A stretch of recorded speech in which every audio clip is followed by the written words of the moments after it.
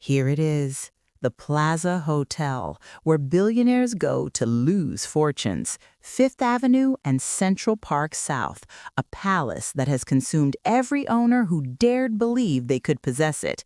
You see the façade, French Renaissance, 18 stories of white marble and chateau elegance. You see the doormen in their legendary uniforms, the palm court where afternoon tea costs more than most dinners. But behind the brass and the crystal lies a pattern no wealth can break.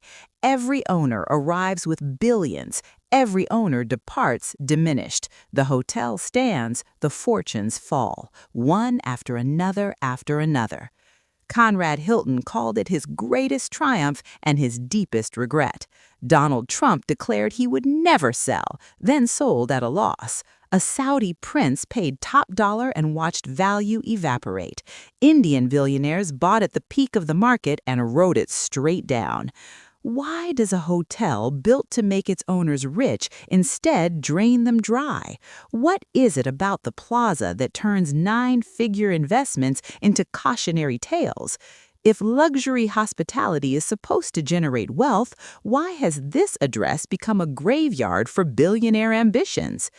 If you enjoy deep investigations into legendary properties and the fortunes they consume, please like, subscribe, and tell me in the comments which property to explore next. Your support makes these detailed stories possible.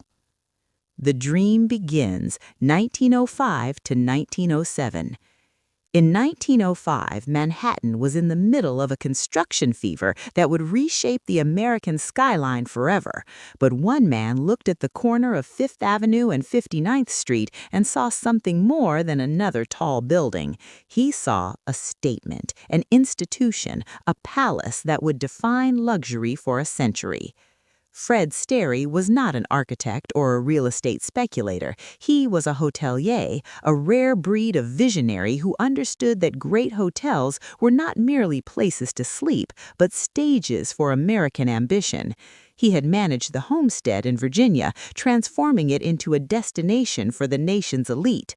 Now, at 52 years old, he was ready to build something that would outlast them all. The site he chose was already legendary. The old Plaza Hotel had stood there since 1990, an 8-story structure that served its purpose adequately, but without grandeur. By 1905, it was obsolete.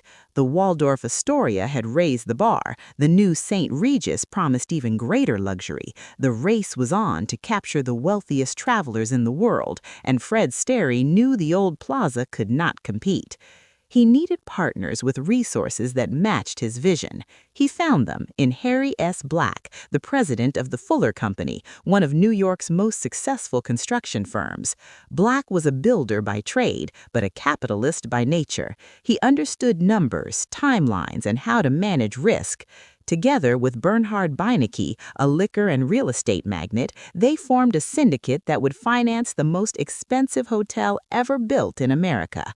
The decision was made in early 1905, demolish the old plaza, build something unprecedented. The partnership incorporated as the Plaza Realty Company with capitalization of $12.5 million, roughly $400 million in today's terms. This was not renovation, this was total reinvention. They hired Henry Janeway Hardenberg. At 57, he was already an architectural legend. The Dakota apartment building on the Upper West Side bore his signature. The original Waldorf Astoria Hotel was his masterpiece. He specialized in structures that felt European in elegance, yet distinctly American in ambition. French Renaissance was his language. Chateaus translated into urban palaces. The drawings Hardenberg produced in 1905 were extraordinary, 18 stories rising 250 feet above Fifth Avenue, a structure occupying the entire block front from 58th to 59th Street along Fifth Avenue, with depth running west toward the Avenue of the Americas. 800 rooms, public spaces measured in thousands of square feet, a palm court with a stained glass ceiling, ballrooms capable of hosting New York's most important social events, a Grand Army Plaza entrance that would become one of the most photographed thresholds in America. The architectural style borrowed from French chateaux of the Loire Valley, specifically the Château de Chambord and the Château d'Azay-le-Rideau. Steep mansard roofs with elaborate dormers, facades articulated with pilasters, cornices, and balconies, white brick with marble accents, ornamentation in terracotta, every detail calibrated to suggest permanence, taste, and arrival. Construction began in October 1905. The old plaza was torn down in a matter of weeks. Foundations were sunk deep into Manhattan bedrock. Steel framing went up at a pace that astonished even experienced builders.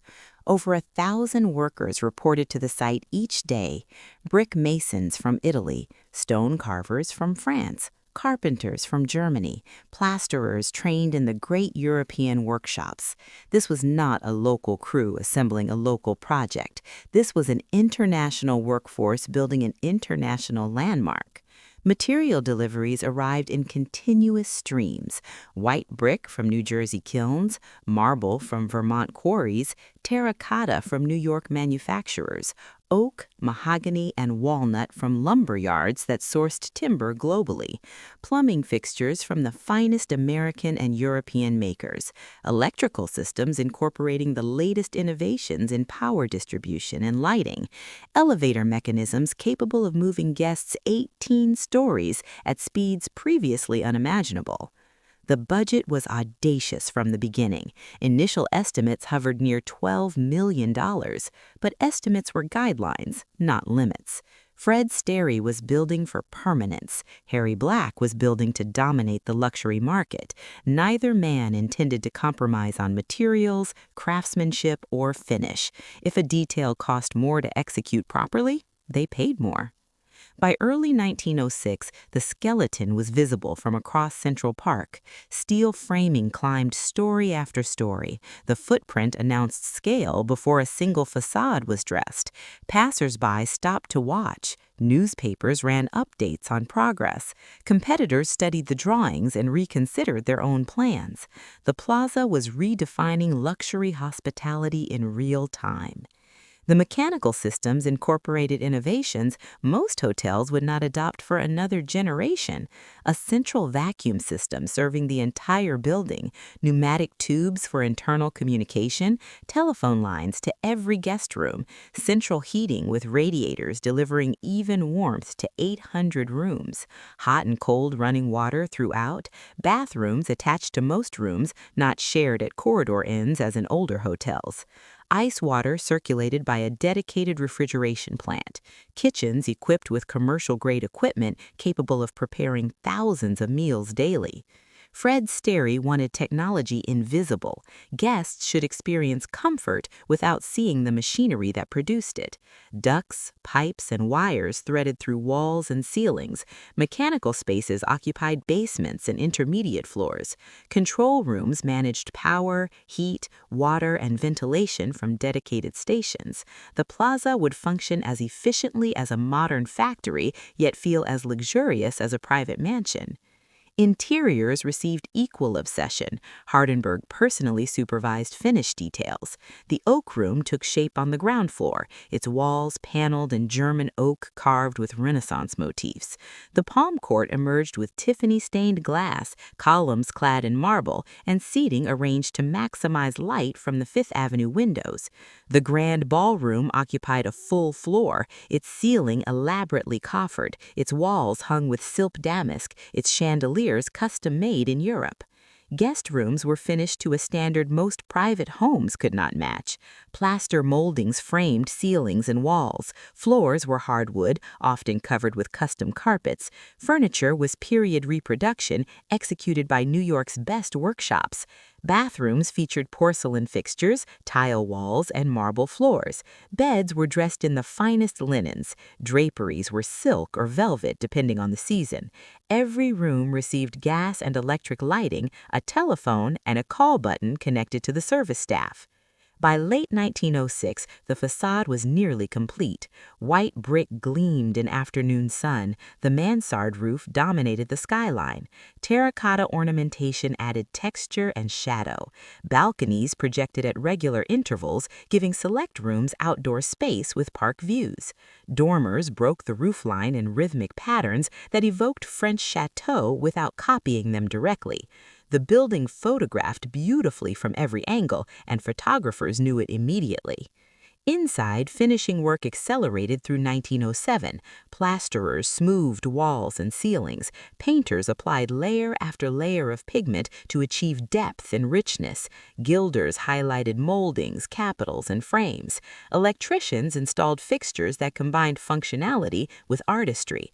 Plumbers tested every valve, every drain, every tap. Carpenters fitted doors, installed paneling, and built custom cabinetry for bathrooms and closets. The plaza was not merely constructed, it was finished to museum standards. Fred Sterry oversaw the hiring and training of staff. He needed 500 employees on opening day: desk clerks, bellmen, maids, cooks, waiters, dishwashers, engineers, maintenance workers, seamstresses, florists, telephone operators, doormen. Each position required specific skills. Each employee needed training in plaza standards, which exceeded industry norms. Service would be European in formality, yet American in friendliness. Guests should feel welcomed, valued, and attended to without being overwhelmed by staff presence. The opening date was set for October 1st, 1907. Invitations went out to New York's elite. The press was courted carefully. Publicity materials emphasized superlatives: most expensive hotel ever built, largest hotel in New York, finest appointments in America, European elegance on American soil. Fred Sterry understood that luxury was not merely experienced, but perceived. The plaza had to announce its superiority before guests walked through the door. The final cost was staggering: $12.5 million, exactly as initially capitalized.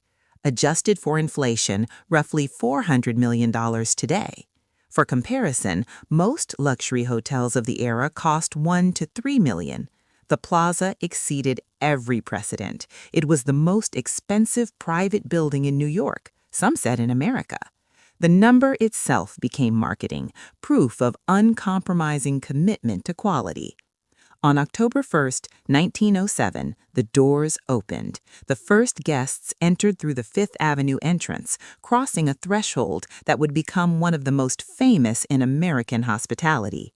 Doormen in custom uniforms greeted arrivals.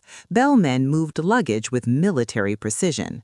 The palm court was already filled for afternoon tea, its stained glass ceiling filtering autumn light into soft colors. The oak room served its first dinners, its paneling glowing under electric chandeliers. Guest rooms filled with travelers who had waited months for reservations. The reviews were unanimous. The plaza was a triumph. Architectural magazines praised Hardenberg's synthesis of European style and American scale. Society columns chronicled who was staying, who was dining, who was hosting events. Business publications marveled at the investment and predicted strong returns. The hotel was an instant landmark, already iconic on opening day. Fred Sterry stood in the lobby that first evening, watching his vision operate in real time. Staff moved with trained efficiency. Guests radiated satisfaction. Every system worked as designed. The dream had materialized in brick, marble, and plaster. The palace was open for business. But palaces require more than vision to sustain. They require capital, continuous reinvestment, management that can navigate not just hospitality, but finance, real estate, and market cycles that spare no one, not even legends. In that first golden hour, with the plaza packed and profitable, such concerns felt abstract. The future seemed unlimited. October 1907 turned out to be a terrible month to open a $12 million hotel. Elsewhere in the city, banks were failing. The Panic and the Pattern, 1907-1943. 3 weeks after the plaza opened, panic swept Wall Street. The panic of 1907 began with failed speculation in copper stocks and metastasized into a full banking crisis. The Knickerbocker Trust Company collapsed on October 22nd. Depositors rushed to withdraw funds from other banks. Credit froze. Stock values plummeted. Businesses that looked solvent at breakfast declared bankruptcy by dinner. Fred Sterry watched his perfect opening moment dissolve into economic chaos. Reservations canceled, wealthy guests postponed travel. The dining rooms that had been packed now echoed with empty tables. The 800 guest rooms that should have filled nightly sat vacant. Revenue projections written just weeks earlier became fantasy. The hotel still required full operation. Staff needed wages, coal had to be purchased for heating, food supplies cost the same whether 100 guests dined or 500. Maintenance could not be deferred. Property taxes came due regardless of occupancy. The plaza burned through cash at a rate that would have alarmed its investors under any circumstances. In late 1907, it was catastrophic. Harry Black and Bernhard Beinecke studied the ledgers with growing concern. The Plaza Realty Company had borrowed heavily to finance construction. Debt service alone consumed tens of thousands monthly. Operating losses compounded the problem. The mathematics were brutal. At current occupancy rates, the hotel could not cover costs, let alone service debt. By early 1908, the situation reached critical mass. The panic was easing, but recovery was slow. Business travel remained depressed. Leisure travel was a luxury fewer could afford. The plaza needed immediate capital infusion, or it would default within months. The solution was painful, but unavoidable. The Plaza Realty Company began negotiating with creditors, restructuring debt, extending timelines, reducing interest rates where possible. The process was humiliating for men who had opened the most expensive hotel in America just months earlier, but pride could not pay bills. Fred Sterry fought to maintain standards despite shrinking budgets. Staff cuts were surgical, removing positions without compromising guest experience. Suppliers were renegotiated, extracting discounts without accepting inferior goods. Marketing intensified, targeting the wealthy New Yorkers who could still afford luxury. The hotel had to survive long enough for the economy to recover. It did, slowly. By 1909, occupancy climbed. By 1910, the hotel was approaching profitability. By 1911, it was fully operational and generating positive cash flow. The plaza had survived its first crisis, but the experience left marks. The investors understood what they had built, a magnificent asset that demanded perfect economic conditions to justify its cost. Through the 1910s, the plaza established itself as New York's premier address. Visiting royalty stayed in the royal suite. Presidents maintained permanent arrangements. The wealthiest families took long-term residency in the hotel's apartment sections. Society weddings filled the ballrooms. The Oak Room became the city's power dining room, where business deals were negotiated over multi-course dinners. But ownership was already fracturing. Harry Black died in 1930, weeks after the stock market crash. Bernhard Beinecke had reduced his stake years earlier. Fred Sterry remained involved, but no longer controlled the property. The Plaza Realty Company dissolved into successor entities, each holding pieces of the operation. The hotel that had been built by a unified vision now answered to multiple interests with diverging priorities. The Great Depression hit luxury hospitality harder than almost any industry. The plaza watched occupancy collapse. Business travel evaporated. Leisure guests disappeared. The apartments, once filled with wealthy long-term residents, emptied as fortunes vanished. Revenue that had seemed stable in the 1920s fell by half, then by two-thirds. By 1933, the plaza was operating at a loss again. Different management, same mathematics. The building still required full operation. Fixed costs could not be cut proportionally to revenue. The hotel burned money through the worst years of the Depression, kept afloat only by owners who had already invested too much to walk away. Maintenance began to slide, not catastrophically, but visibly. Paint that should have been refreshed every few years went a decade, carpets wore thin before replacement, furniture aging out of fashion remained in service. The mechanical systems, now 30 years old, required increasing attention and delivered decreasing reliability. The plaza was not failing, but it was fading. The hotel survived the Depression by becoming more accessible. Pricing came down, standards were adjusted. The exclusivity that had defined the opening years gave way to broader appeal. It remained luxury hospitality, but luxury at a range more markets could afford. The trade-off was necessary. A half-full plaza paying modest rates generated more revenue than an empty plaza maintaining impossible prices. World War II brought different challenges. Travel was restricted, materials were rationed, staff enlisted or moved to war production. The plaza operated at minimal capacity, kept alive primarily by military officers on leave and government officials conducting war business in New York. Profitability was irrelevant. Survival was the only goal. By 1943, the plaza was 36 years old and exhausted. The building stood intact, but it had been deferred, compromised, and operated through two economic catastrophes that would have killed lesser properties. The original investors were gone. The original vision was diluted. The hotel needed capital infusion on a scale its current ownership could not provide. That year, Conrad Hilton walked through the doors and saw something others had missed, not a fading palace, but an opportunity. The Hilton era, 1943 to 1953. Conrad Hilton was 56 years old in 1943, and he was building an empire. The Hilton Hotels Corporation was expanding aggressively across America, acquiring properties from owners who lacked capital or vision to modernize. Hilton had a formula: buy distressed assets at good prices, invest in renovation, apply professional management, turn profits that justified the investment. The plaza was not distressed in the traditional sense. It still operated, it still held prestige. But it was tired, and its ownership structure was a tangle of interests that hindered decisive action. Hilton saw value where others saw complexity. The acquisition closed in October 1943, exactly 36 years after opening day.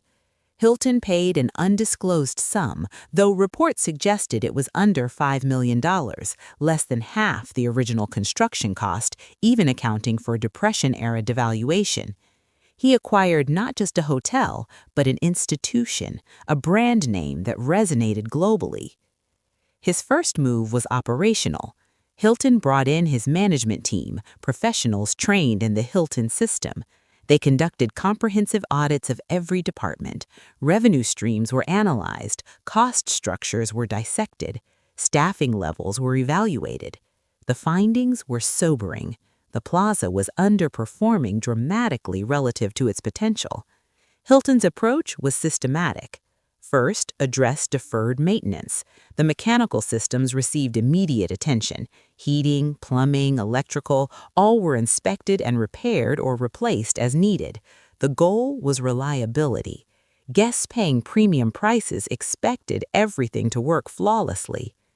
Second, refresh public spaces. The Palm Court got new upholstery and refinished surfaces. The Oak Room received fresh paint and restored paneling. Ballrooms were updated with modern lighting and sound systems. These were not renovations, but renewals, bringing spaces back to original glory without altering Hardenberg's design. Third, modernize guest rooms. Bathrooms were remodeled with contemporary fixtures, bedding was replaced, furniture was refinished or replaced with period-appropriate pieces. Telephones were upgraded, air conditioning was installed where possible, a significant improvement over the original radiator-only system. Hilton understood that luxury meant comfort, and comfort increasingly meant climate control. Fourth, professionalized service. Hilton standards were implemented across all departments. Staff training intensified, performance metrics were established, guest satisfaction became measurable rather than assumed. The European formality that had defined the plaza since 1907 was balanced with American efficiency. The investment was substantial, estimated at several $1 million over the first 5 years, but the returns justified the spend. By 1948, the plaza was profitable again, generating margins that exceeded most Hilton properties. Occupancy rates climbed, average daily rates increased without resistance. The hotel was full most nights, with waiting lists for peak seasons. Conrad Hilton understood something fundamental about the plaza. Its value was not primarily real estate, it was brand. The name alone commanded premium pricing. Association with the plaza elevated the entire Hilton portfolio. Corporate clients paid more for meetings at the plaza than at comparable properties. Travelers chose the plaza even when cheaper Hilton options existed nearby. Through the late 1940s and early 1950s, the plaza regained its position as New York's premier luxury hotel. Celebrity sightings became regular, politicians hosted events in the ballrooms, business leaders dined in the Oak Room.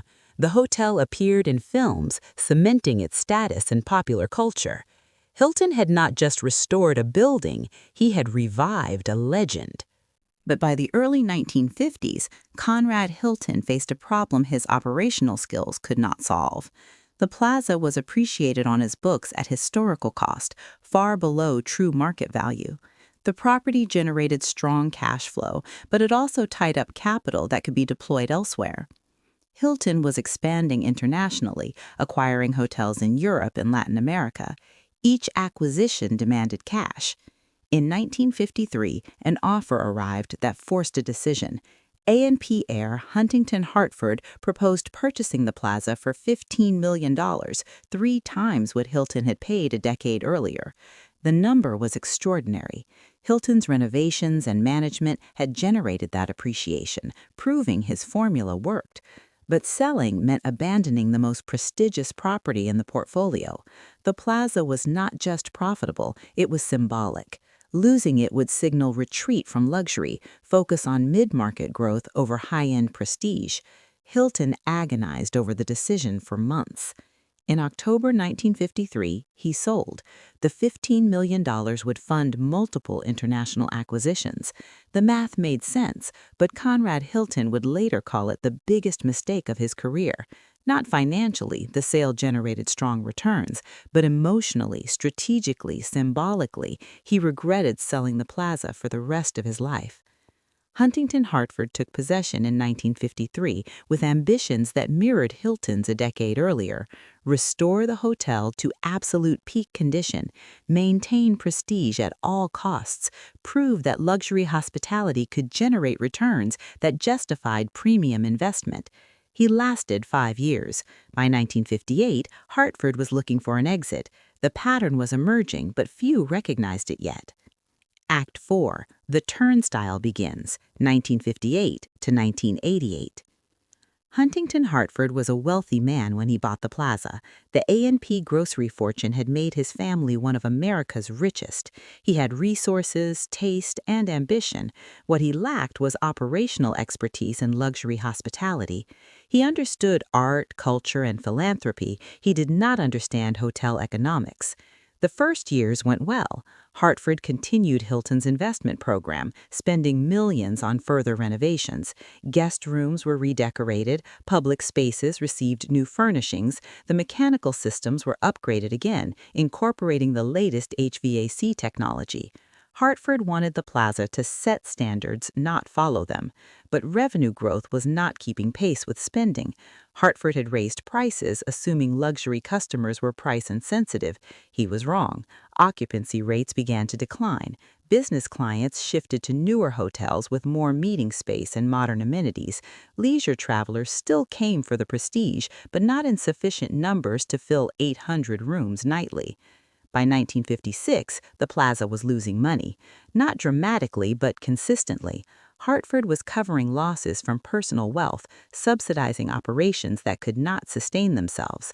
His advisors urged cost-cutting. Hartford resisted, believing that maintaining standards would eventually attract the clientele needed to justify the expense. It did not work. By 1958, Hartford accepted reality. The plaza required either massive capital infusion to truly modernize or a buyer willing to take on that challenge. He chose the latter.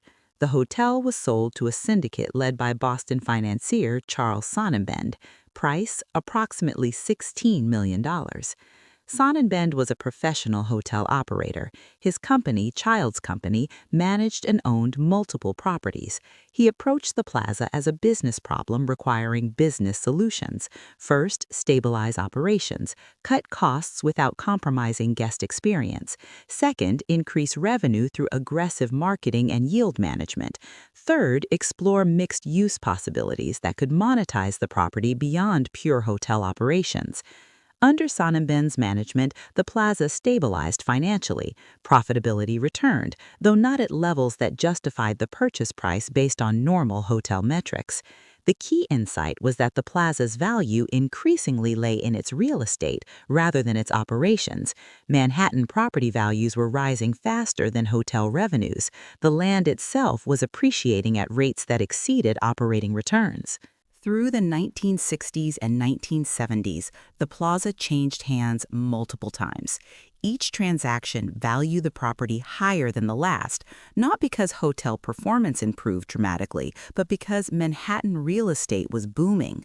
Buyers were acquiring land with a hotel attached rather than a hotel on valuable land. The distinction mattered. Western International acquired the plaza in 1975 for roughly $25 million. They operated it for 13 years, maintaining service standards while extracting maximum revenue from every square foot. The hotel remained profitable, but barely. Rising labor costs, increasing energy expenses, and expensive maintenance on an aging structure consumed margins. By 1988, Western International concluded what many predecessors had learned. The plaza was a magnificent asset that generated insufficient returns to justify its ownership cost.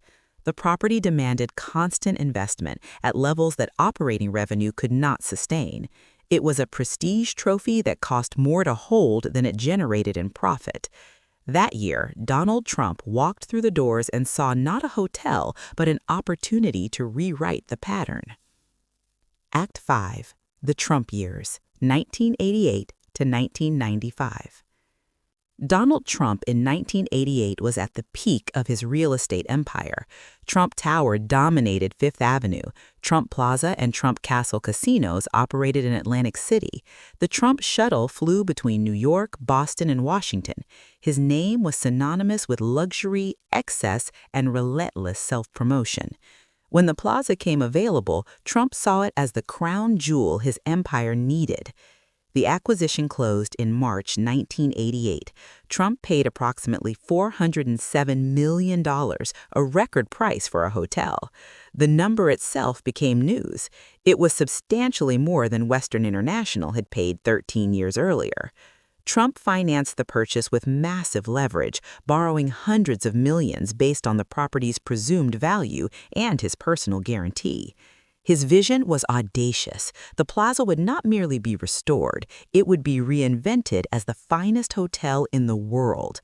No expense would be spared. Every surface would gleam. Service would exceed European standards. The Trump name would elevate the plaza from American icon to global benchmark. The renovation began immediately. Trump hired Tom Cipolla, an architect who specialized in luxury hospitality. The scope was comprehensive. Guest rooms would be fully remodeled, bathrooms would get marble and gold fixtures, public spaces would receive new furniture, fresh gilding, and modern systems concealed behind historical facades. The Palm Court would be restored to surpass its original glory. Trump personally supervised finish selections. He favored gold, lots of gold. Fixtures, frames, accents all received gold plating or gold leaf. Marble replaced simpler stone wherever possible. Chandeliers were upgraded to larger, more elaborate versions. The aesthetic was opulent, deliberately over the top, designed to signal wealth at every sightline. The investment exceeded $50 million over 2 years, adjusted for inflation, roughly $120 million in today's terms. Trump promoted the renovation relentlessly, giving media tours, hosting events, ensuring maximum publicity. The plaza was not just being renovated, it was being Trumpified. The results were divisive. Architect critics found the aesthetic garish, a departure from Hardenberg's original restraint. Society figures were appalled by the excess, but guests loved it. Occupancy rates soared. Average daily rates increased significantly. Publicity generated by Trump's involvement brought attention that no marketing budget could buy. For 2 years, Trump's formula worked. The plaza was profitable, it was famous, it was fully operational and fully booked. Trump declared it his greatest achievement, the perfect synthesis of his brand and American luxury hospitality. Then the mathematics caught up. Trump had borrowed $407 million to acquire the property. He had spent another $50 million on renovations.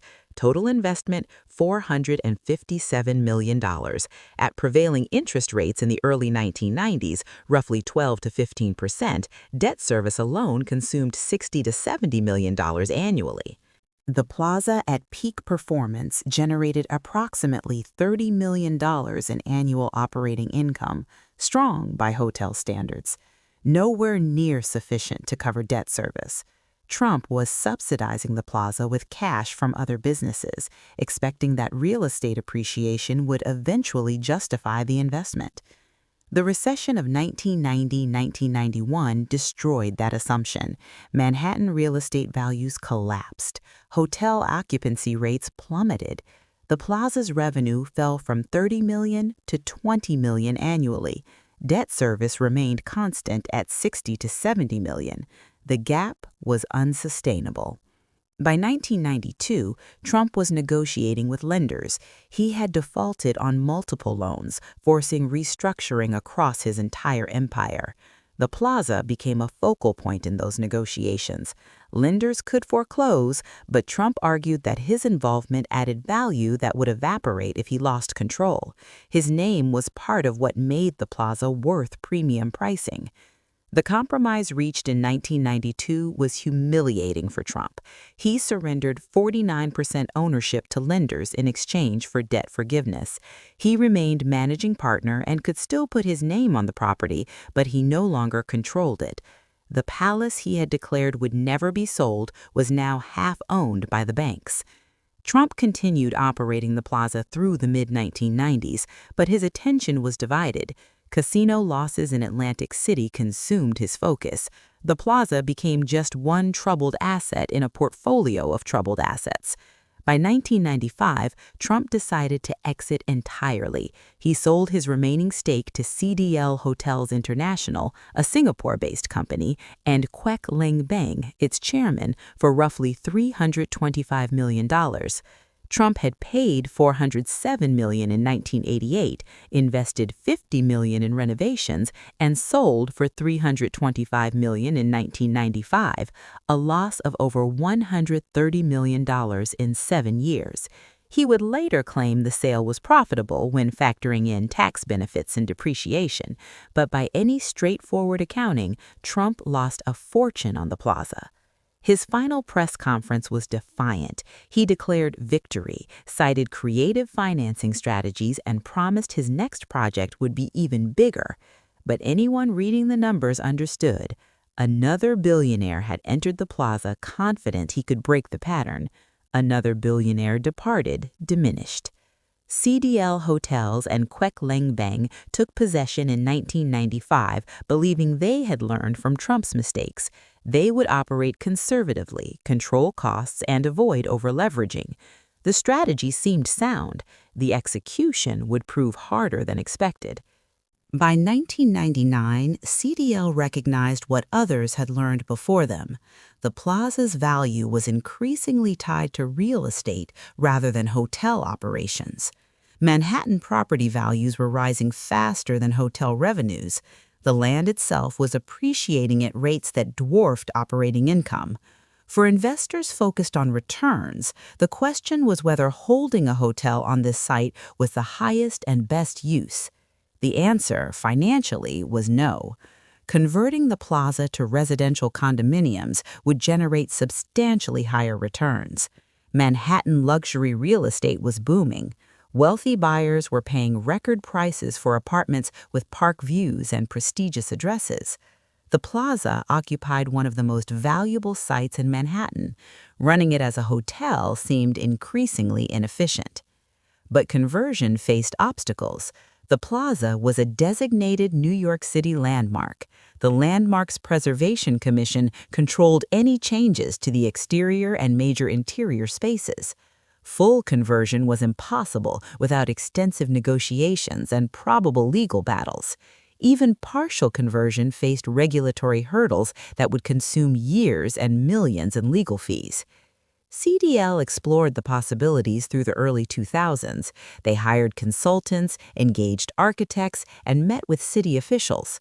The conclusion was consistent. Conversion was possible, but complicated.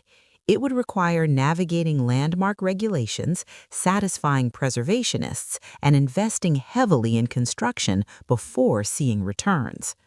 While CDL deliberated, operating costs continued rising. Labor expenses increased annually, energy costs soared. Maintenance on an increasingly old building demanded continuous spending. Insurance rates climbed, property taxes rose. The plaza was still profitable, but margins were shrinking. The gap between what the property generated as a hotel and what it could generate as residential real estate widened every year. By 2004, CDL decided to sell. Not because the plaza was failing, but because the opportunity cost of holding it exceeded the benefits. The property could be sold for a substantial gain over the 1995 purchase price. That capital could be redeployed into Asian markets, where CDL's expertise delivered higher returns. The math was clear, even if the emotional attachment to owning an American icon made the decision difficult. The buyer who emerged surprised everyone. Not a hotel company, not a real estate developer, a member of Middle Eastern royalty with resources that seemed unlimited and ambitions that exceeded normal commercial logic. Al-Walid bin Talal, a Saudi prince with investments spanning the globe, offered a price that made refusal impossible: $440 million. CDL accepted. They had purchased for $325 million in 1995. They sold for $440 million in 2004. On paper, a significant profit, roughly 3.5% annual appreciation over 9 years. The Prince and the Paradox, 2004-2005. Prince Al-Walid bin Talal Al Saud was not a typical hotel investor. At 47 years old in 2004, he was one of the wealthiest men in the world, with a fortune estimated at $20 billion. His investment portfolio included significant stakes in Citigroup, Apple, News Corporation, and luxury hotel chains including Four Seasons and Fairmont. He owned palaces, yachts, private jets, and a financial empire that spanned continents. For Al-Walid, the plaza was not an investment in the traditional sense. It was a trophy, a symbol, a property so iconic that owning it conferred status beyond mere wealth. He already owned the George V in Paris and the Savoy in London. The plaza would complete a trifecta of the world's most legendary hotels. Money was not the concern. Legacy was. The purchase closed in April 2004 for $440 million. Al-Walid paid cash, no leverage, no complex financing. He acquired the property outright through Kingdom Holdings, his investment vehicle. For the first time in decades, the plaza had an owner who did not need it to generate cash flow, who could absorb losses indefinitely, who possessed resources to fund whatever renovations or upgrades the property required. The prince's first move was operational continuity. He retained existing management, kept staff in place, and made no immediate changes to guest experience. This was deliberate. The plaza was functioning well under CDL's management. Occupancy was strong. Service standards were high. There was no crisis requiring dramatic intervention. But Al Walid had larger plans. He wanted to transform the plaza into the finest hotel in the world, bar none. Not through Trump-style gilding, but through absolute operational excellence. Service that exceeded any competitor, amenities that set new standards, technology integrated seamlessly into historical spaces. The plaza would be renovated again, but this time the focus would be quality, not opulence.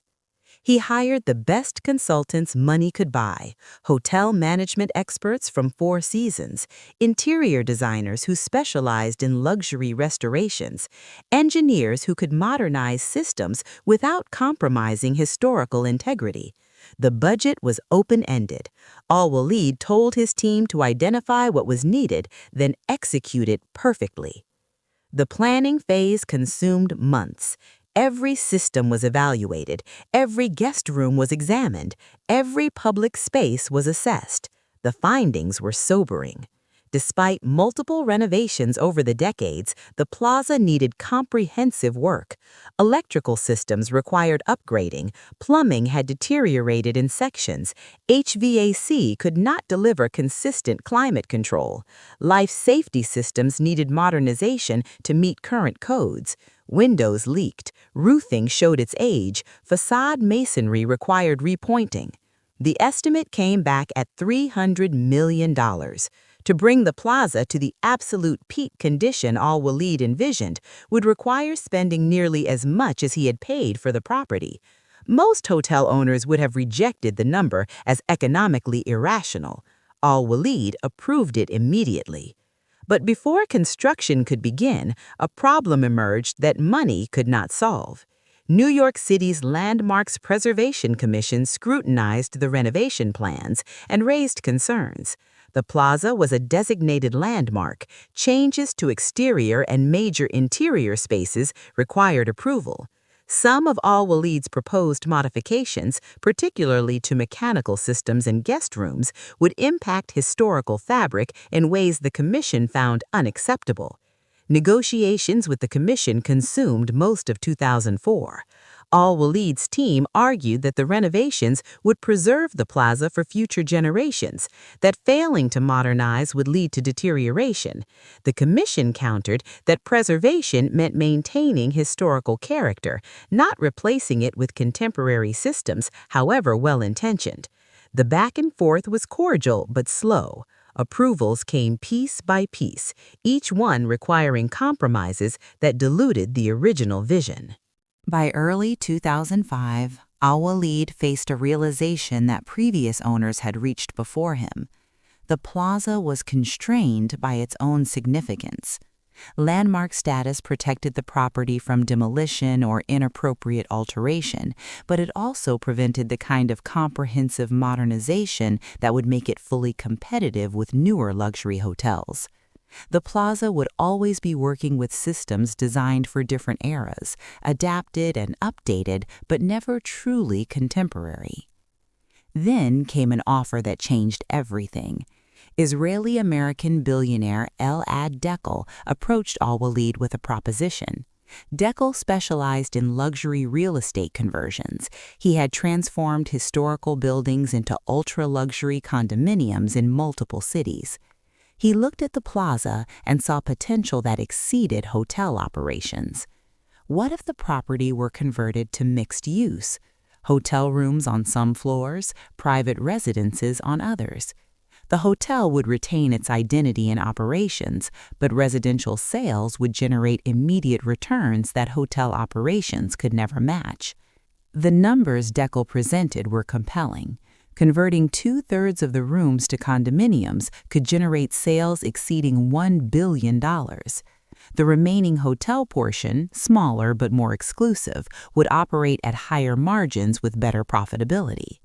The plaza would survive as both a hotel and a collection of the most expensive homes in Manhattan. Landmark regulations would be navigated carefully, preserving all protected spaces while converting interior areas that had flexibility. Al-Walid considered the proposal for weeks. He had bought the plaza to own an iconic hotel, not to develop condominiums. But the economic logic was undeniable. He had already spent $440 million to acquire the property. The proposed renovation would cost another $300 million. Total investment, $740 million. For that capital, he could own a hotel that would generate perhaps $30 to $40 million annually in operating income, or he could partner with Deckel, convert portions to residential, recover most of his investment through condo sales, and still own a piece of a prestigious hotel. In July 2005, Al-Walid sold the plaza to Elad Deckel and his partners for $475 million, barely 1 year of ownership. A small profit on paper, roughly $35 million before accounting for transaction costs and the operational losses he had covered during his ownership. Al-Walid would later state that he sold because the conversion plan made more sense than pure hotel operations, that he recognized market reality and adapted accordingly. But the truth was simpler. Another billionaire had entered the plaza confident that unlimited resources could break the pattern. Another billionaire had discovered that the plaza consumed even unlimited resources faster than they could be deployed. Al-Walid had lasted 1 year. The hotel had outlasted him, too. Elad Deckel took possession in August 2005 with a plan that seemed foolproof. The conversion would proceed quickly, condominiums would sell at record prices, and the remaining hotel would operate profitably in a smaller, more efficient format. The plaza would finally make money for its owner. It would not work out that way. The conversion catastrophe, 2005 to 2008. Elad Deckel's plan was ambitious but straightforward. Close the plaza for 18 months, conduct comprehensive renovations, convert floors 3 through 17 to 182 private condominium residences, retain the lobby, public spaces, and floors 18 and 19 as hotel rooms, reopen with residential sales funding the entire project and leaving Deckel with a profitable hotel asset. The closure happened on April 30, 2005. For the first time since 1907, the plaza stopped operating as a full-service hotel. Guests checked out, staff was laid off or transferred, contractors moved in. The building that had hosted continuous operations through wars, depressions, and ownership changes went dark. The renovation that followed was even more extensive than Trump's 1988 work. Every system was replaced. New electrical throughout, new plumbing, new HVAC with zone controls, new elevators, new fire suppression. The mechanicals alone consumed over $100 million. Deckel was not repairing, he was rebuilding from the inside out. Guest room conversions were radical. Walls came down. Small hotel rooms were combined into larger residential units. Bathrooms were expanded and fitted with marble, custom fixtures, and spa-quality amenities. Kitchens were installed, full European-style kitchens with professional appliances and custom cabinetry.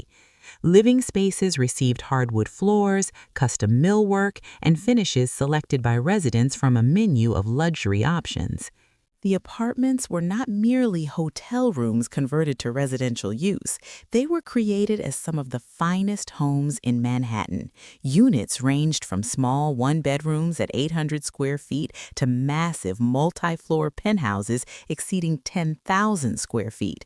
Every residence had views of Central Park, Fifth Avenue, or both. The addresses alone were worth millions before construction began. Marketing started in 2006. The sales pitch was irresistible. Own a home at the Plaza, permanent residence at New York's most iconic address, hotel services available on demand, concierge, room service, housekeeping, all accessible as needed. Live in a landmark, be part of history. The Plaza was being sold not as real estate, but as lifestyle. Initial pricing shocked even Manhattan's luxury market. The smallest one-bedroom units were listed at $2 million. Larger 3- and 4-bedroom apartments ranged from $10 to $20 million. The penthouses, including a 3-floor unit at the very top, were priced at over $50 million.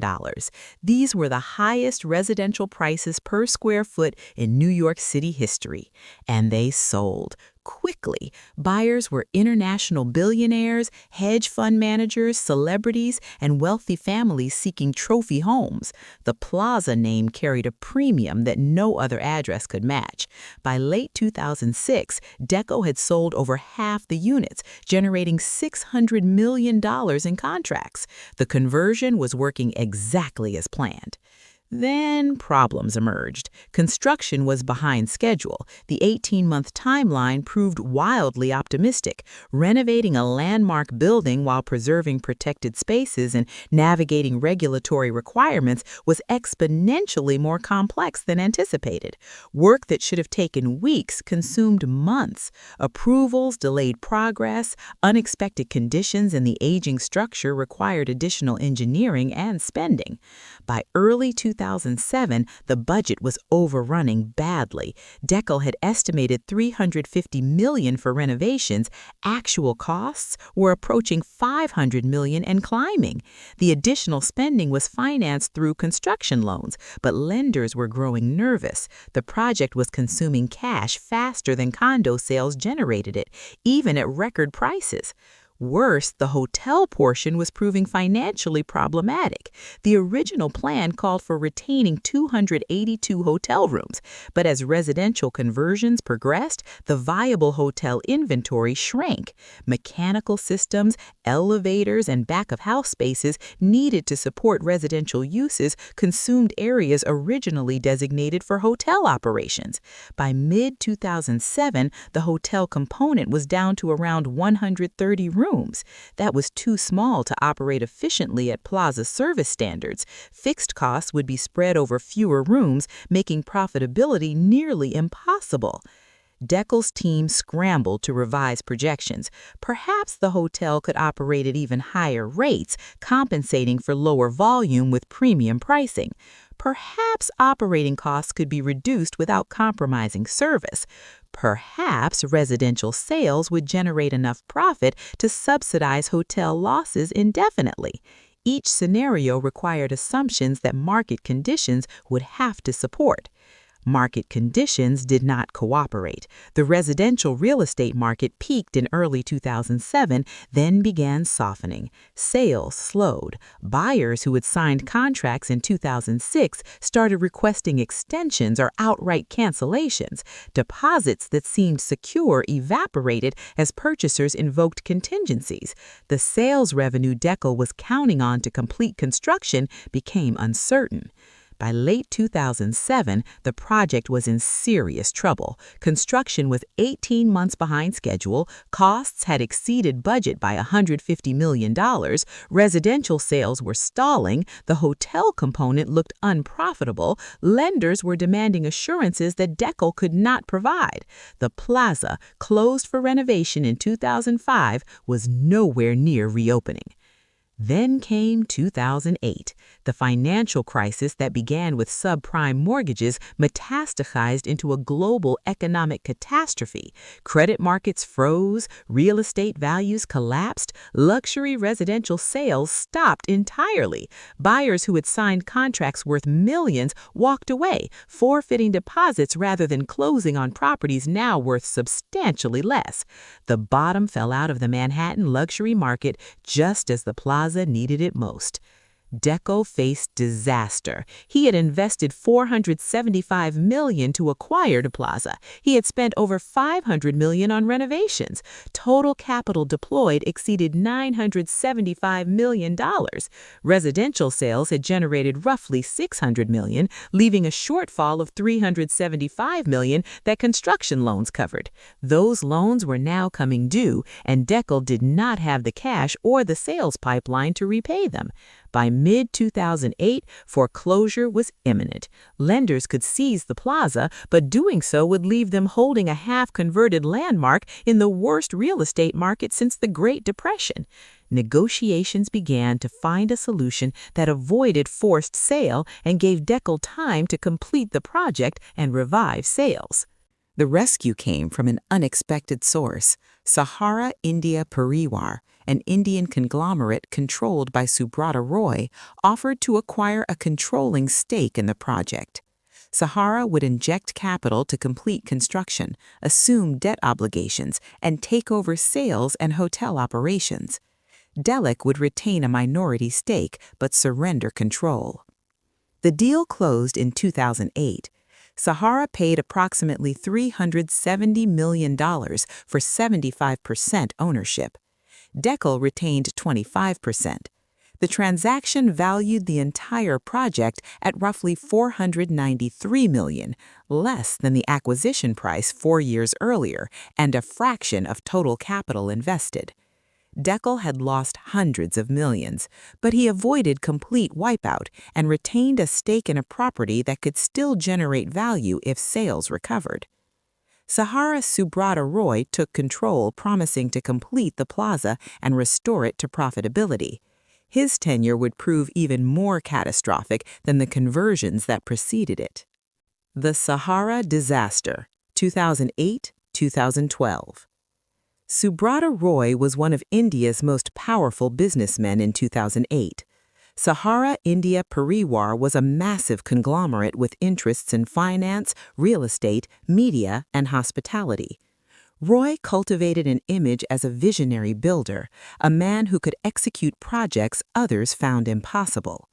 When he acquired control of the plaza, he declared it would become the crown jewel of Sahara's global hospitality portfolio. The capital infusion Sahara provided in 2008 allowed construction to resume. Contractors returned to the site. Remaining residential units were completed. The hotel portion received final finishes. Public spaces were restored with meticulous attention to historical detail. By early 2009, the plaza was ready to reopen after nearly 4 years of closure. The reopening happened on March 1, 2009. It was not the triumphant return Deco had envisioned in 2005, but it was progress. The hotel portion, now operating as the Plaza Hotel, had just 130 guest rooms, small by historical standards, but marketed as ultra-exclusive. Rates started at over $1,000 per night, positioning it among the most expensive hotels in America. The residential condominiums, now called the Plaza Private Residences, began closing sales with buyers who had contracts from 2006 to 2007. The process was slow. Many original buyers had canceled. New purchasers were scarce in the post-crisis market, but sales trickled in, generating cash flow that helped offset operating losses from the undersized hotel. Sahara's management approach was controversial from the beginning. Roy installed his own team, displacing professionals who had experience with American luxury hospitality. Cultural differences emerged immediately. Service standards that made sense in Indian hospitality did not translate to New York luxury expectations. Staffing levels were reduced to cut costs, compromising service quality.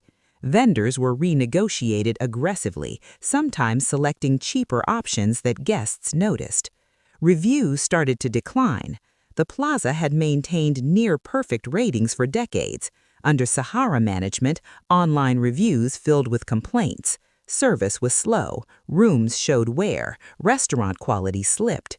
Guests paying premium prices expected perfection and found inconsistency. The brand that had survived over a century began to show damage from management decisions made for short-term cost savings. Financially, the hotel portion was hemorrhaging money. 130 rooms could not generate sufficient revenue to cover fixed costs of operating a landmark property. The plaza still required full engineering staff, substantial housekeeping, comprehensive concierge services, and costly insurance and property taxes. Revenue from 130 rooms, even at $1,000 per night, was inadequate. Residential sales were slow but continued. By 2010, Sahara had sold enough units to recover roughly $500 million total since the conversion began. But the math was devastating. Acquisition, construction, and carrying costs had exceeded $1.4 billion. Sales revenue was under $700 million. The project had consumed over $700 million, with dozens of unsold units still on the market. Subrata Roy's attention was increasingly divided. Back in India, Sahara faced regulatory scrutiny over financial products that authorities claimed were illegal bond offerings. The Securities and Exchange Board of India filed charges alleging Sahara had raised billions from investors through schemes that violated securities laws. Roy denied wrongdoing, but was pulled into lengthy legal battles that consumed his focus and Sahara's resources. By 2011, Sahara was exploring options to exit the plaza. They had lost hundreds of millions on the acquisition and were losing millions more annually on hotel operations. The residential sales were too slow to recoup investment. The hotel was too small to be profitable. The property had become a showcase liability, a trophy that cost far more than the prestige it conferred. Finding a buyer was difficult. The plaza was now a complicated asset, part hotel, part residential condominiums, with a homeowners association representing condo owners who had say in building operations. Any buyer would need to navigate this hybrid structure while figuring out how to make the hotel portion profitable. Few investors wanted that complexity.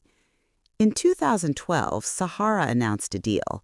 Shahal Khan, another Indian investor with real estate interests in New York, would acquire Sahara's stake for approximately $250 million. The transaction valued the hotel and unsold units at roughly $333 million total, less than Sahara had paid in 2008, a staggering loss on paper, but an exit from an asset that was actively destroying value.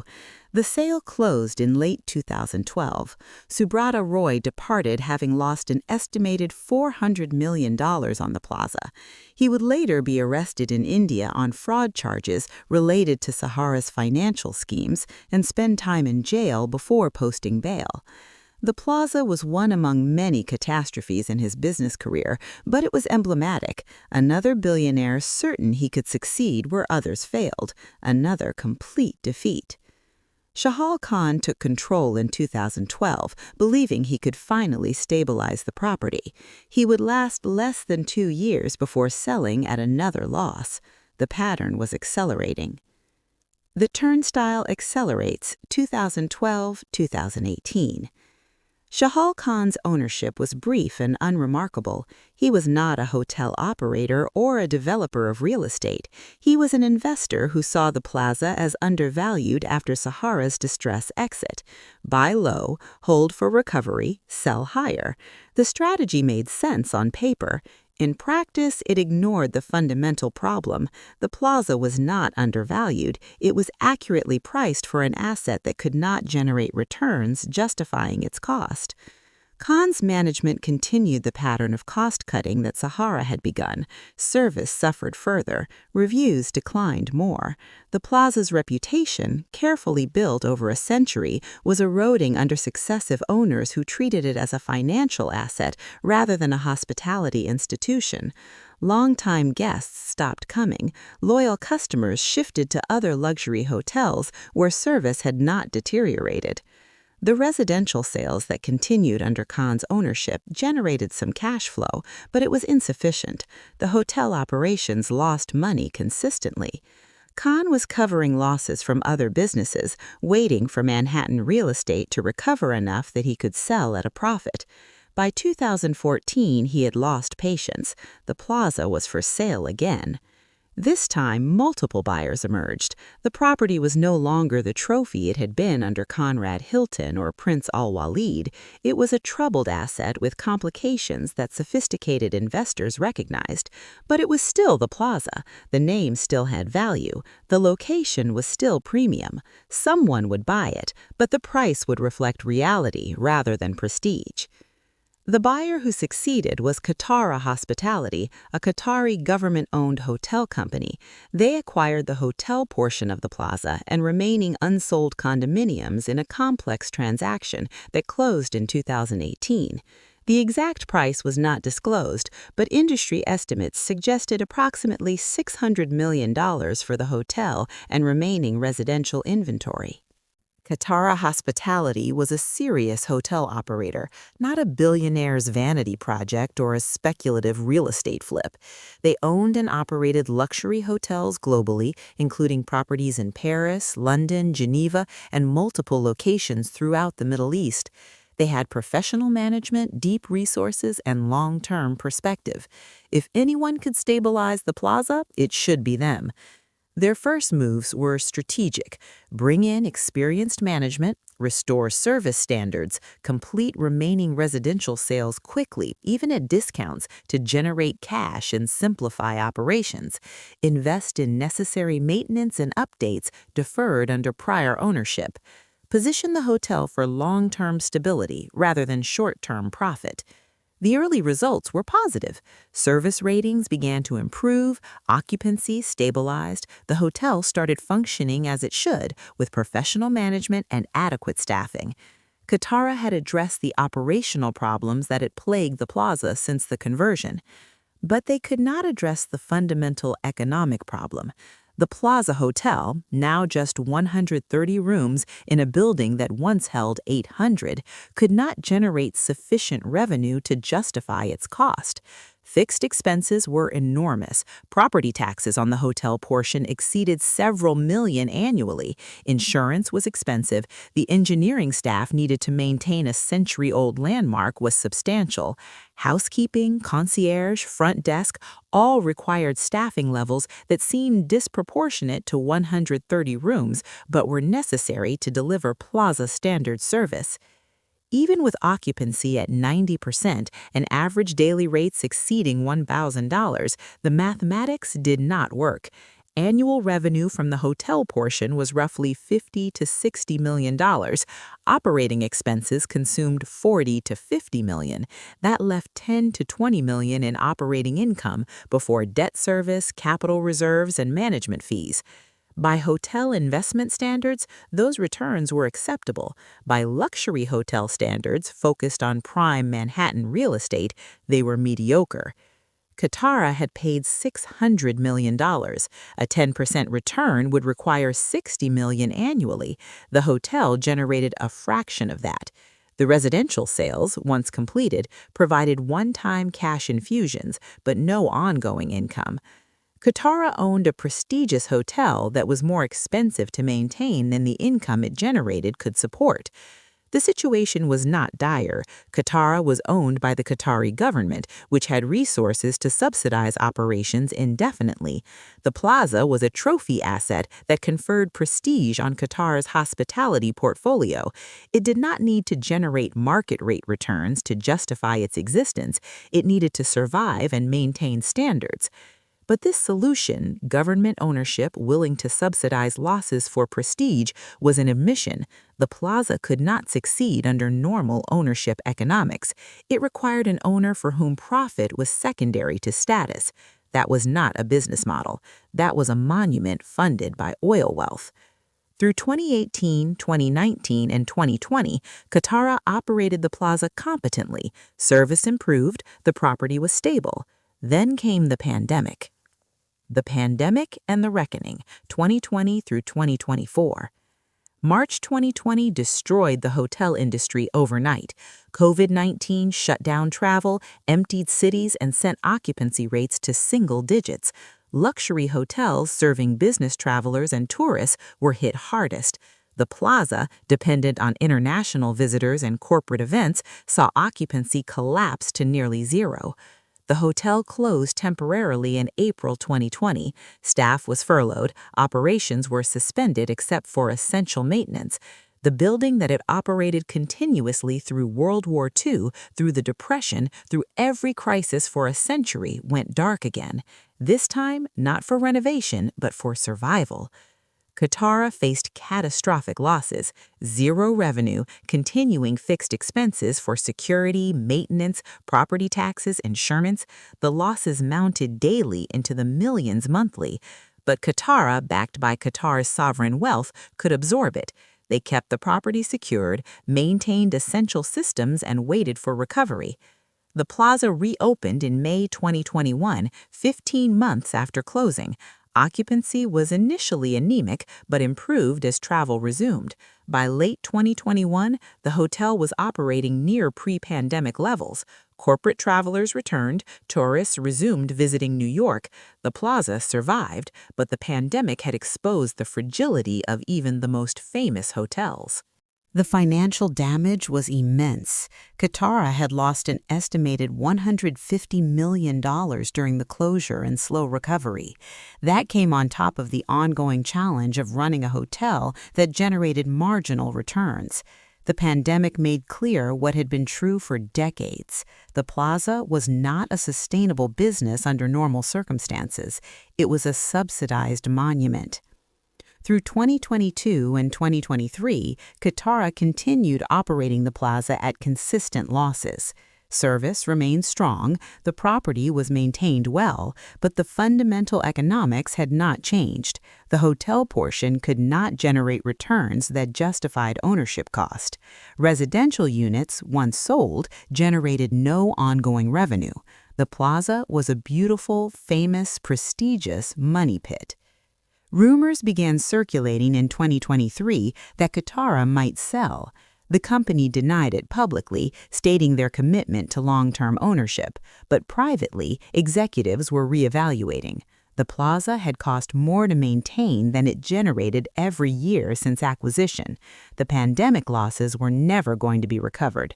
Qatar's government had other investment priorities. How long should they continue subsidizing a hotel that might never be profitable?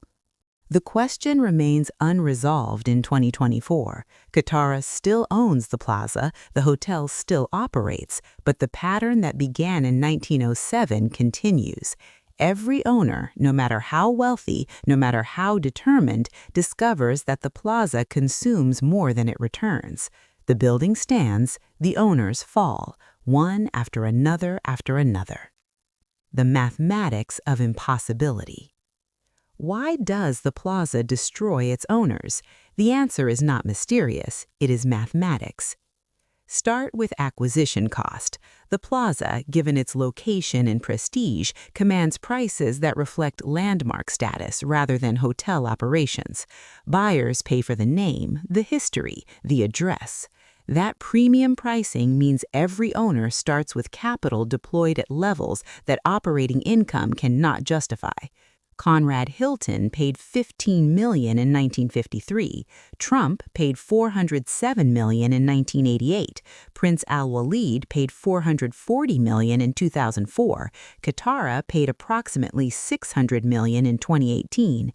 Each transaction valued the plaza higher than pure hotel operations would support.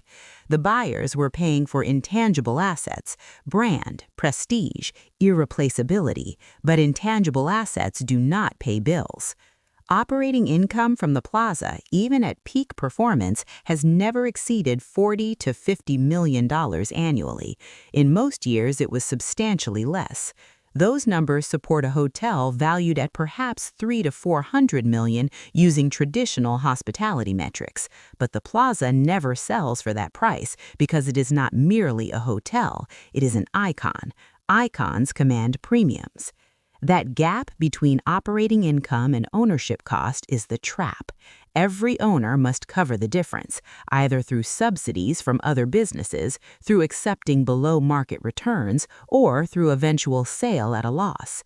The mathematics make profit nearly impossible. The problem compounds with expenses. The plaza is a designated landmark. Maintenance must meet preservation standards. That means higher costs for specialized contractors, custom materials, and regulatory compliance. Routine repairs that cost thousands at normal hotels cost tens of thousands at the plaza. Major renovations that cost millions elsewhere cost tens of millions here. Property taxes are brutal. Manhattan assesses based on location and building value.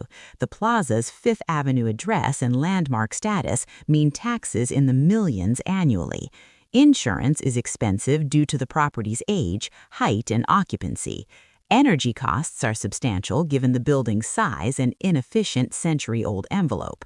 Staff expenses are high because Plaza standard service requires more employees per room than typical hotels. Add it all up. Fixed costs at the Plaza exceed $40 million annually before anyone sleeps in a bed. Variable costs depend on occupancy, but add another $20 to $30 million at full operation. Total operating expenses, $60 to $70 million. Revenue at full occupancy with premium pricing, $50 to $60 million.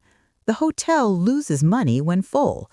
The only way to make the plaza profitable is to charge rates so high they would suppress demand, or to cut costs so much that service deteriorates and guests defect to competitors. The sweet spot that makes hotels profitable does not exist at the plaza. The building costs too much to maintain and generates too little revenue to cover those costs. The residential conversion was an attempt to break this pattern. If 2/3 of the building became private residences sold for millions each, that capital infusion could fund the hotel portion's losses indefinitely. The strategy failed because construction costs exceeded projections, sales took longer than expected, and the 2008 financial crisis destroyed the luxury residential market precisely when the plaza needed it most. The 130-room hotel that resulted from conversion made economics worse, not better. Fewer rooms meant less revenue, but fixed costs did not decrease proportionally. The plaza still needed full engineering, full housekeeping, full concierge services. Overhead that made sense for 800 rooms became crushing for 130 rooms.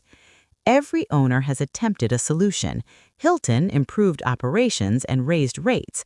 Trump spent millions on renovations expecting appreciation. Hartford maintained standards hoping prestige would attract premium guests. CDL explored conversion. Al-Walid was willing to subsidize indefinitely. Deckel tried residential conversion. Sahara cut costs aggressively. Khan waited for market recovery. Qatari brought professional management. None of it worked. Each approach addressed symptoms without solving the fundamental problem. The plaza costs more to own and operate than the income it generates. That gap cannot be closed through better management or market timing or conversion strategies. It is structural. It is permanent. It is why billionaires fail. The pattern is consistent across ownership changes. Acquire with optimism, operate at loss, try solutions that fail or help marginally, realize the situation is unsustainable, sell to the next optimist at a loss, repeat. The only ownership model that works is government or sovereign wealth entities willing to subsidize operations for prestige. Qatar's Qatari hospitality can sustain losses because profit is not the primary goal. National pride, global branding, soft power, these justify subsidizing the plaza indefinitely. But that is not business success. That is accepting that the plaza cannot succeed as a business. It can only survive as a monument funded by entities for whom commercial returns are secondary. The curse of iconography. The plaza is not unique in consuming its owners. The Waldorf Astoria followed a similar path before Hilton converted it to condominiums. The St. Regis struggled through multiple ownership changes. The Pierre changed hands repeatedly at losses.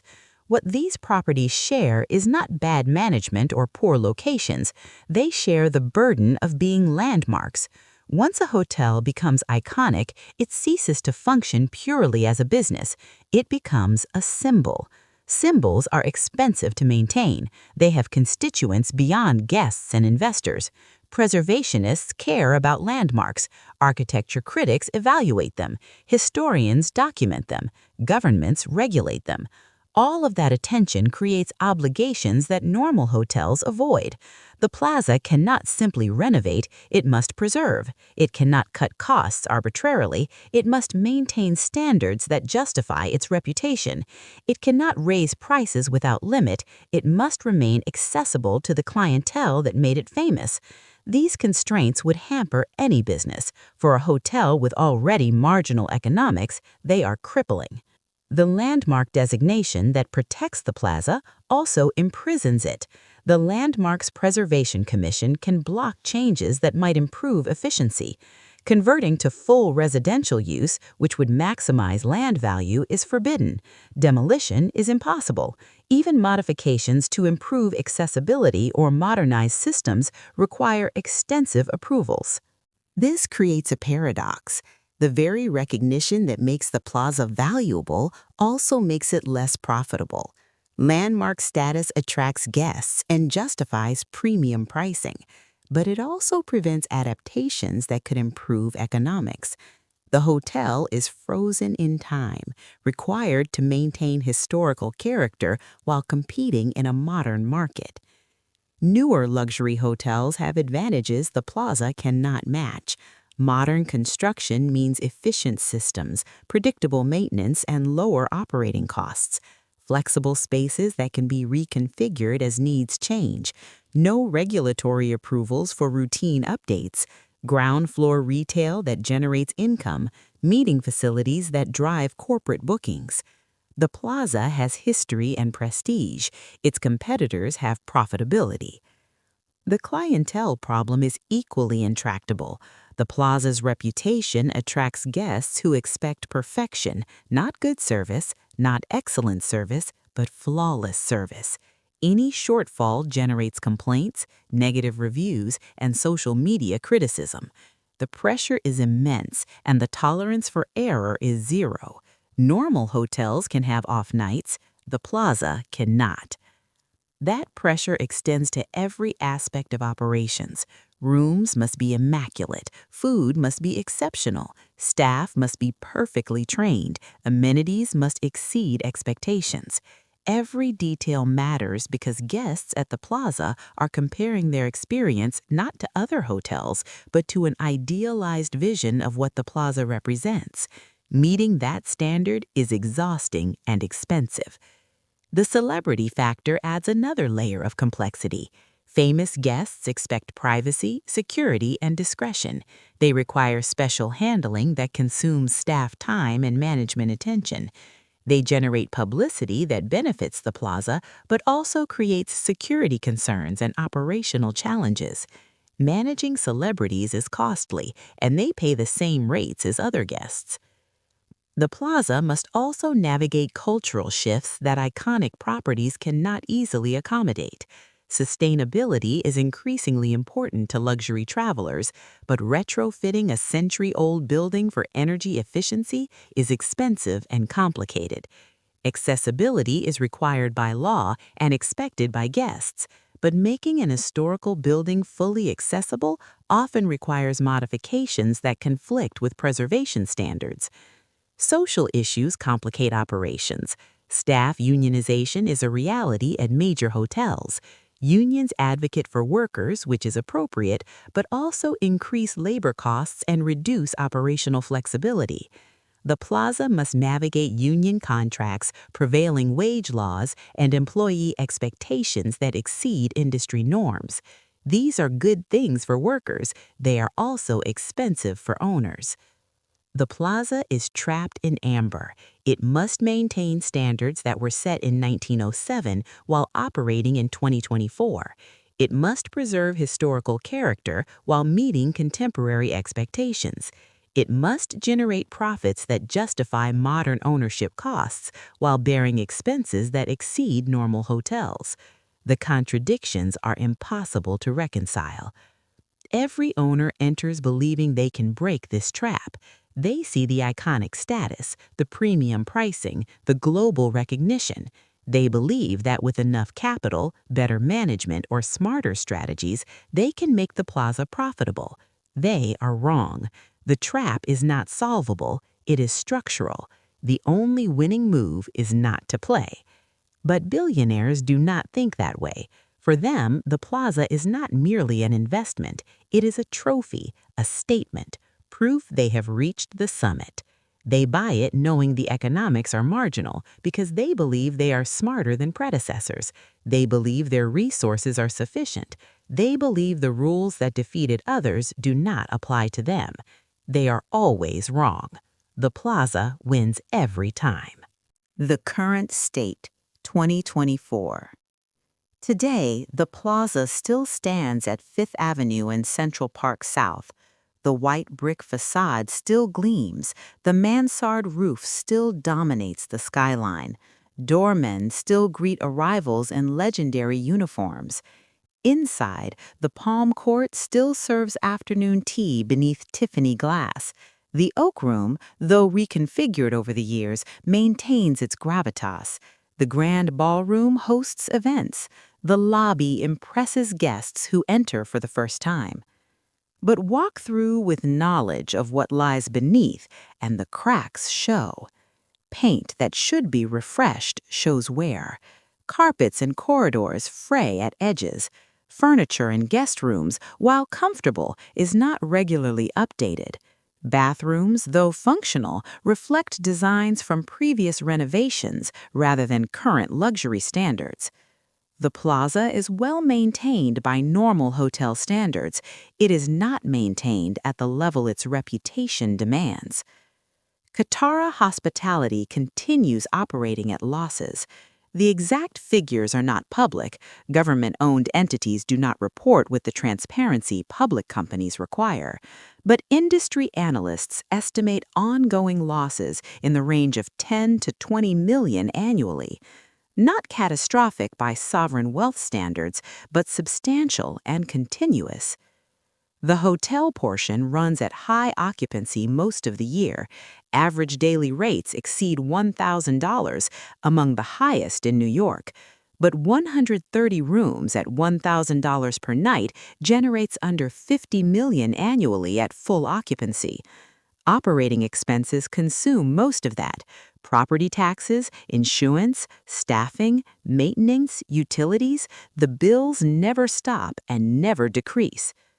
The residential portion, now fully sold out, generates no ongoing income for Qatari. The Homeowners Association operates independently, managing common areas and shared services. Condo owners pay monthly fees that cover building operations related to residential sections, but that money does not flow to Qatari or benefit hotel operations. The conversion that was supposed to solve the plaza's economics created a landlord-tenant dynamic that complicated everything without improving profitability. Guest reviews in 2024 are mixed. Some visitors report extraordinary experiences, perfect service, and rooms that meet expectations. Others complain about inconsistency, maintenance issues, and service that does not justify the price. The disparity suggests management is struggling to maintain standards across all dimensions simultaneously. With limited budget and high guest expectations, something always suffers. The COVID-19 pandemic left permanent marks. Some longtime staff never returned. Certain service elements were simplified and never restored. Amenities were reduced and not fully reinstated. The plaza that reopened in 2021 was not quite the same property that closed in 2020. The differences are subtle but accumulate into an experience that feels diminished from the historical standard. Qatari faces a decision that prior owners confronted: continue subsidizing indefinitely, accepting that the plaza will never generate market rate returns, or sell to another buyer willing to take on the challenge. The problem is finding that buyer. Who wants an asset with proven history of destroying owner wealth? Potential buyers exist, Ultra-wealthy individuals still see the plaza as a trophy worth owning regardless of economics. Private equity firms explore complex financial structures that might extract value. Hotel companies occasionally study whether operational improvements could change the equation, but negotiations always end the same way.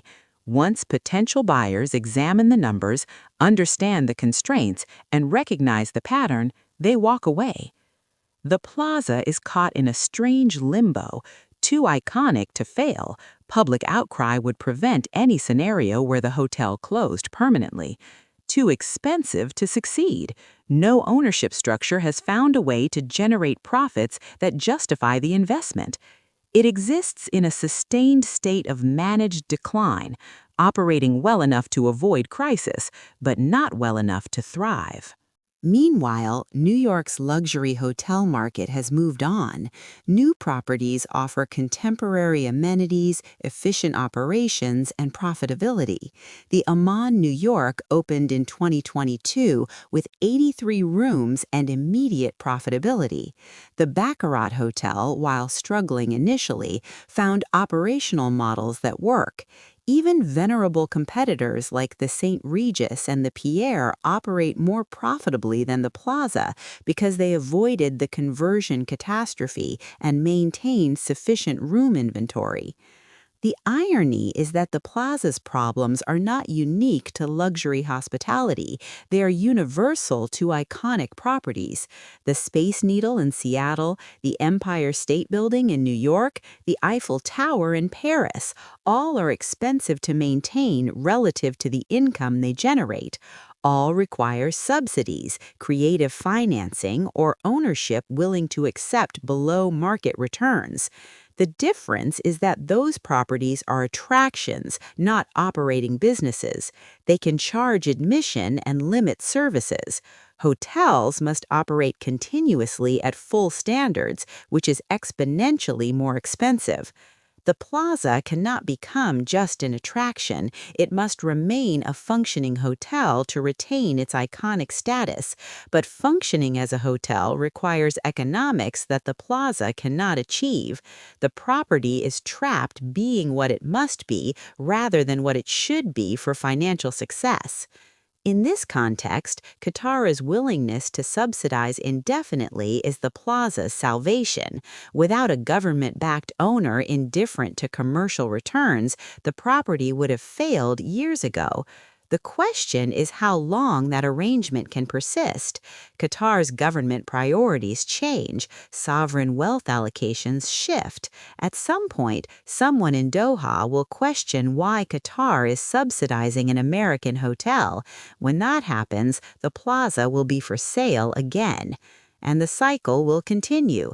Another buyer will emerge, another billionaire will believe they can break the pattern, they will acquire the property with optimism, operate it with determination, discover the mathematics are unforgiving, and sell at a loss to the next optimist. The pattern has held for over a century. Nothing suggests it will break now. The palace that consumes empires. Stand at the corner of Fifth Avenue and 59th Street and look up. The plaza rises 18 stories, white brick glowing in afternoon sun, mansard roofline commanding the skyline. It is magnificent. It is iconic. It is a financial catastrophe that has destroyed every billionaire who tried to own it. Fred Sturry built his dream and watched the panic of 1907 nearly destroy it before opening night. The original investors bled money through the Depression. Conrad Hilton restored the property, made it profitable, then sold it and regretted the decision for life. Huntington Hartford lost a fortune in 5 years. Subsequent owners through the 1960s and 1970s held briefly and sold quickly, recognizing the trap. Donald Trump declared he would never sell, then sold at a massive loss 7 years later. CDL hotels operated competently but could not make the math work. Prince Al-Walid bin Talal, one of the world's richest men, lasted 1 year before abandoning his vision. Eli Deckel's conversion catastrophe consumed hundreds of millions and required rescue. Subrata Roy Sahara lost 400 million and imploded entirely. Shahal Khan flipped quickly at another loss. Qatari Hospitality now subsidizes operations indefinitely because profit is impossible. 14 major owners in 117 years. Not one has succeeded in making the plaza sustainably profitable. Not one has generated returns that justified the investment. Not one has avoided the pattern. The hotel wins, the owners lose, every time. This pattern repeats at iconic properties worldwide. The Waldorf Astoria failed as a full hotel and converted to condominiums. The Ritz Paris cycled through owners and required massive subsidies. The Savoy in London struggled for decades. These properties share the plaza's curse. Once a building becomes legendary, it stops being merely a business. It becomes a monument. Monuments require patrons, not investors. The plaza will survive. Some entity, perhaps Qatari indefinitely, perhaps a future buyer, will maintain operations because allowing the plaza to fail would be culturally unacceptable. New York needs the plaza. The hotel is woven into the city's identity, appears in countless films, hosts generations of memories. Its closure would feel like a civic failure. But survival through subsidy is not success. It is acceptance that the plaza cannot function as a profitable business. The building is too expensive, the location too valuable, the constraints too severe, the expectations too high. The mathematics do not work and never will. Every billionaire who buys the plaza believes they are different. They have more money than predecessors, better management, smarter strategies. They see the iconic status and believe they can monetize it.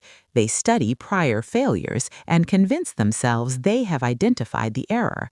They are certain they will be the one to break the pattern. They are always wrong. The pattern is not a problem to be solved. It is a reality to be accepted. The plaza destroys its owners, not because they make mistakes, but because the property's economics are fundamentally broken. No amount of capital, no quality of management, no cleverness of strategy can overcome the structural impossibility of making the plaza profitable. The building that Fred Sterry envisioned in 1905 as a monument to American luxury hospitality succeeded at that goal. The plaza is a monument. It has outlasted every owner. It has survived wars, depressions, panics, market crashes, and pandemic. The white brick still gleams. The palm court still serves tea. Doormen still wear their legendary uniforms. But monuments are expensive. They demand continuous investment without generating sufficient returns. They require patrons willing to subsidize them for intangible reasons: prestige, legacy, public good. The plaza has found those patrons repeatedly over its history.